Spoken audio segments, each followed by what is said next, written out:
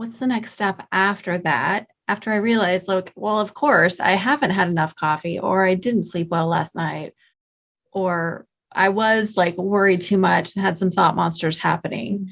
How do we then like take care of ourselves enough that we can go and like start shifting things with our kids? So I think there's a misconception that it's either or instead of and. So I think that a lot of times as parents, and it even goes with this above the line and below the line, we think we've got to take care of the kids. We got to take care of the kids. We got to take care of the kids.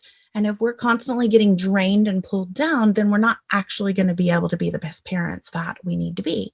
And so we've developed something that we teach our students called the Spark Plan. And it's just a 5-minute daily routine. Is it okay if I share that? Yeah, please. Okay.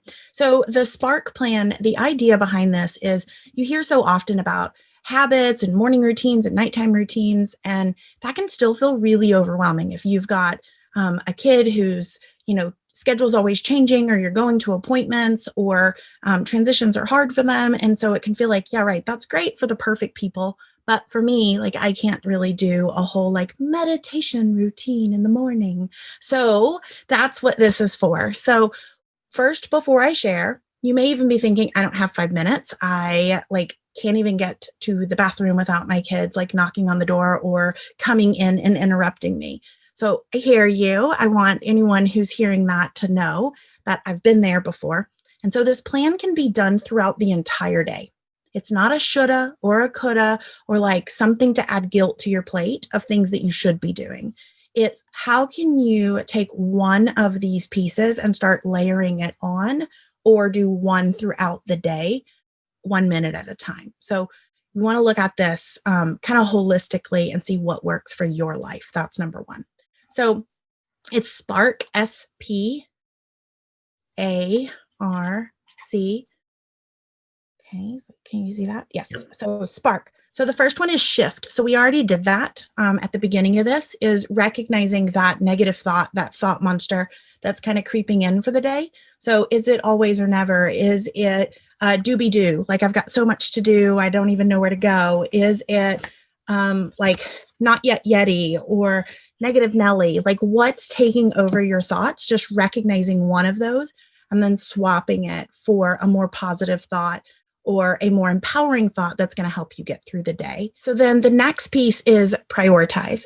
So a lot of times as mamas, we've got this long list of things to do, and we feel like we have to do it all. One thing that I have discovered is that we can do anything. We are like powerful women, right? We like popped babies out of us. It's pretty amazing. So we can do anything we want. We just can't do it all at once. So we have to pick the number one domino that's going to knock the rest of them down. So if on a daily basis, you are picking one thing to prioritize and knock down the rest, then it's going to make you feel better and feel lighter. And you're going to have that 1% change every day instead of trying to do it all every day and getting nothing done. So for the A, we're looking at activate. So this is where we're activating our body. We're moving, we're getting outside and walking around the block. We're walking up and down the stairs. We are doing a little bit of yoga stretches. We're doing something to move and activate our body that doesn't necessarily, it could be with the kids. This could be like a dance party, whatever you want.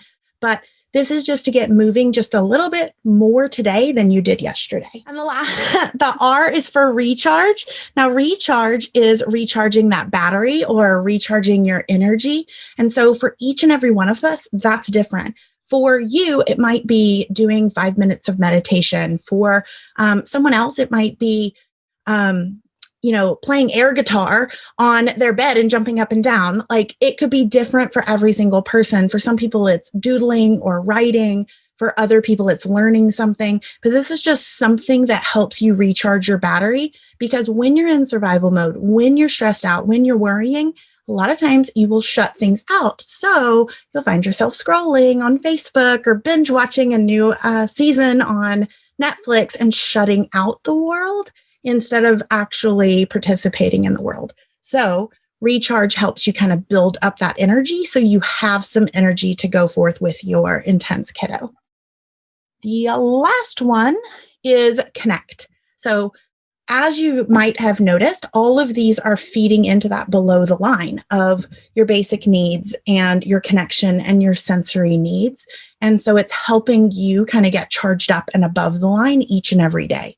So that last one is connect with a real human. And I like to say, connect with someone that isn't just a kid. But a lot of the mamas that I work with, connect is just snuggling in bed at night with their kids, reading a book at night. But I find that when you like text a friend every day, or I use an app on my phone called Voxer. And so I voice record something to a friend, a different friend every single day. And then to hear them talk back to me, it just kind of lights me up and charges me up and gives me an energy that I don't have when I feel isolated behind a computer.